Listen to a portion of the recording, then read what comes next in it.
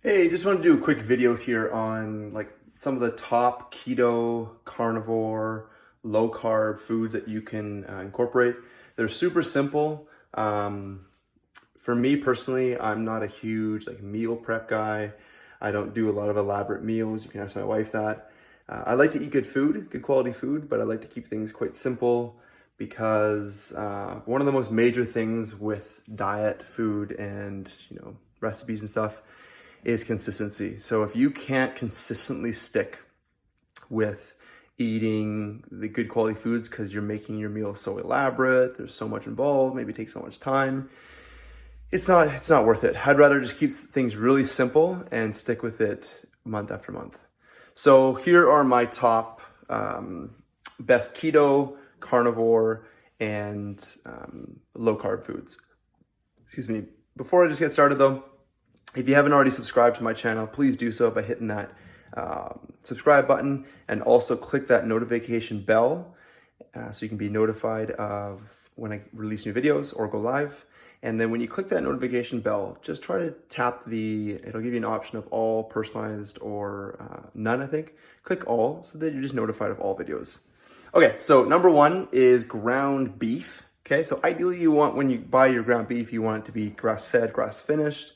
But even if you don't, it's still going to be packed full of vitamins, minerals, fat-soluble vitamins, saturated fat, cholesterol. I know it seems scary to say that, but those are health foods.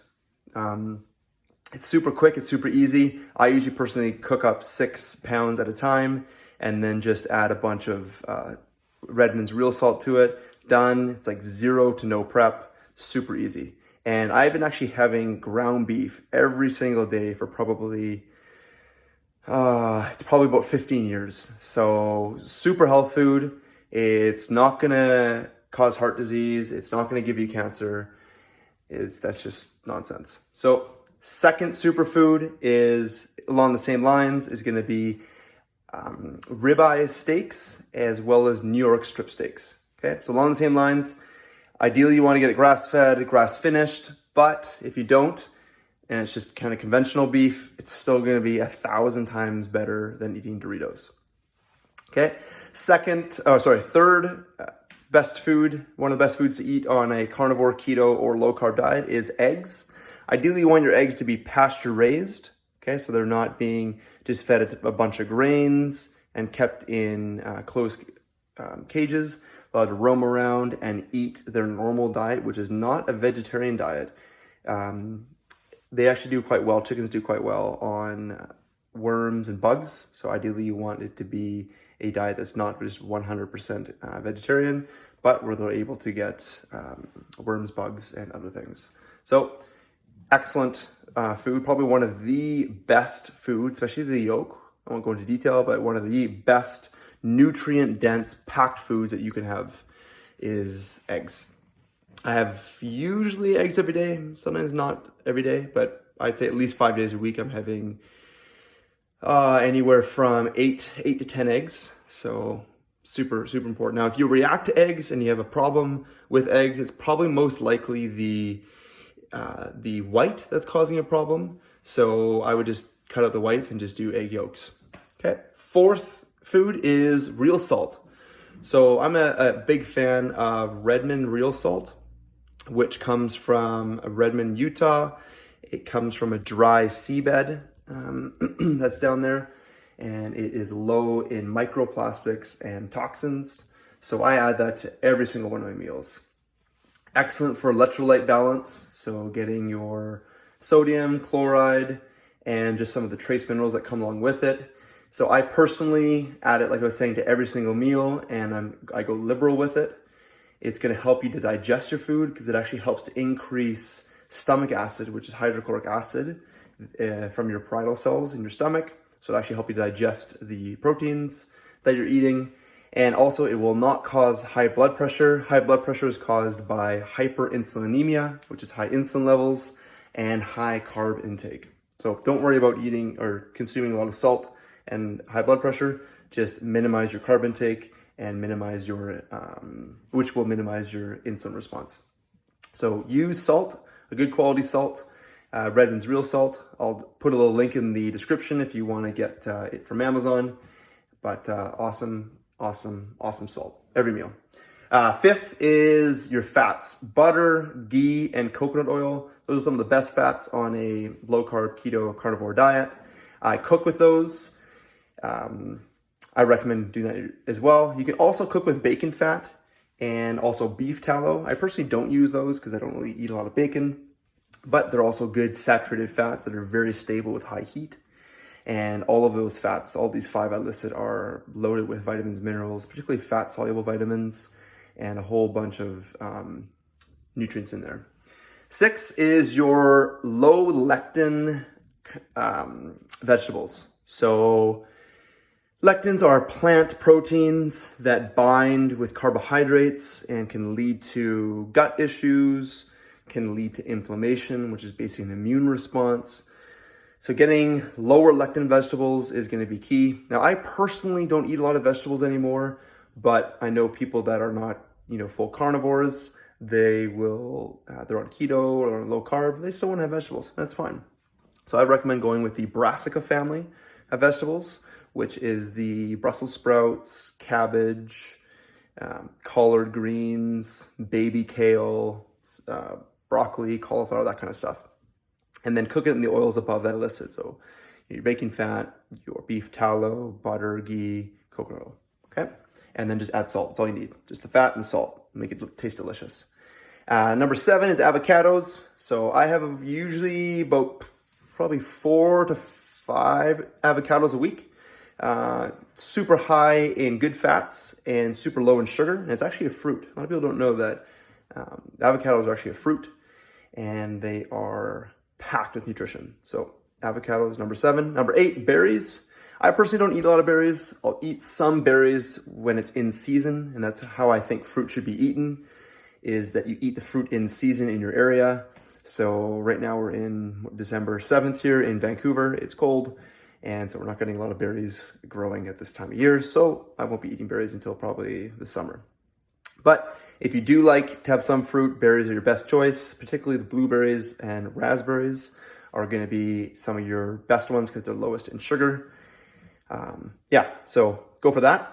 Number 9 is going to be quality yogurt, particularly Greek yogurt and Bulgarian yogurt varieties. They just have a little bit more bacterial cultures, particularly the Bulgarian yogurt styles. Just the culturing process, there's a couple more bacterial strains that they add. Now, one thing with yogurt and dairy products in general is ideally you want to stick with a source of dairy that is non-inflammatory. So certain cows will produce what's called A1 beta casein. So it's one of the proteins in the milk, can be inflammatory to the gut.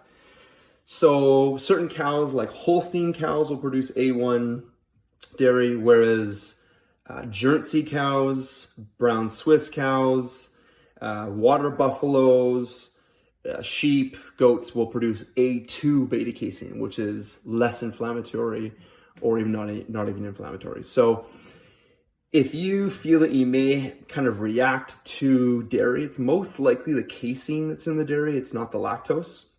So try one of those other types of dairy. So either cows that are Jersey cows or brown Swiss cows, they produce A2 dairy, or the water buffalo, goat, or sheep. Okay. Again, in either the Greek style of yogurt or Bulgarian. Okay. Number 10 is going to be full fat aged cheeses.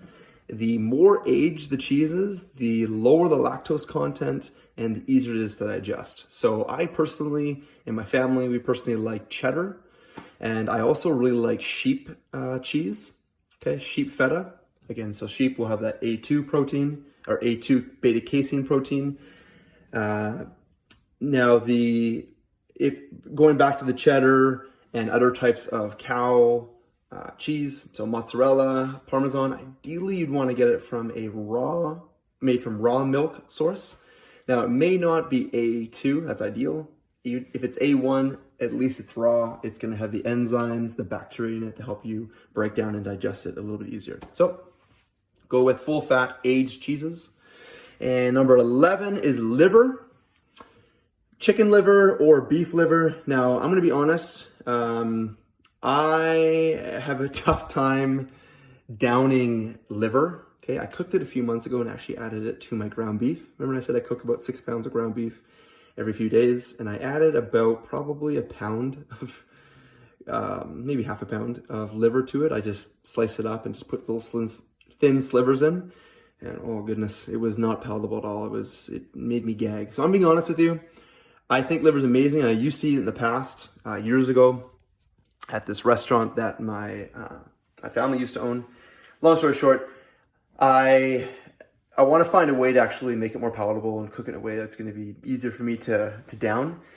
But if you like liver and you know a way to cook it, please comment below and help me find it a better way to make it. But it is God's like multivitamin, multi-mineral. It is packed with everything you need. Okay, kind of like eggs. Egg yolks, kind of along the same lines as the nutrition of a liver. So yeah, try to eat it if you can.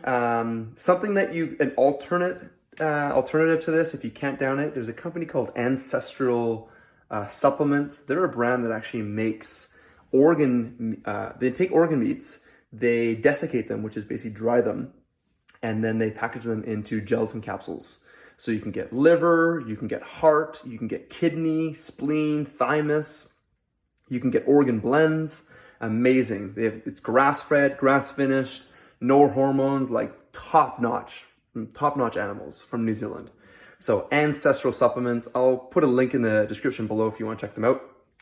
And then the 12th and final food to eat on a carnivore, keto, or low-carb diet is your fatty fish. Now, an acronym I want you to remember in regards to fish is this: SMASH. So S-M-A-S-H. Okay, so that stands for sardines, mackerel, anchovies, salmon, and then herring. So if you can consume, at least one of those, couple of those a few times a week, you're going to be giving your body an essential fatty acid that you cannot make. EPA and DHA, but particularly DHA is super critical for the brain, and I believe the brain needs the brain's dry weight capacity is about 25% DHA. Super critical nutrient or fatty acid that your brain needs for cognitive function, mental sharpness, mental acuity. So critical. And then the EPA fat, that is critical for inflammation. So getting your fatty fish in at least a couple times a week, one of those fish is critical. So I hope that helps. If you're following a low carb diet or a keto diet or a carnivore diet, I recommend consuming all these 12 foods every week. And you will see an improvement in your energy, you'll see improvement in your health, improvement in your sleep, your body composition. I know a lot of the people that I work with, a lot of the clients that I work with, body composition is massive and huge with them. So this will do it. I'm telling you, you're going to reduce inflammation. You're going to reduce the insulin response and load on your body. And you're going to basically help your body to tap into your fat stores, create ketones, burn and rely on ketones for energy and not carbohydrates. So hope that helps. Little tidbits here on what to eat on a keto, carnivore, low carb diet. Again, if you haven't already subscribed, please subscribe to my channel and click that notification bell and then tap all just so you get all notifications. And if you have any ideas for future videos that you want me to do, please comment below. I'd love to do them for you. I love this stuff. It's a passion of mine, and I want to live a healthy life, and I want you to also be free of disease, dysfunction, and sickness, and just live the life that you were created and designed by God to live.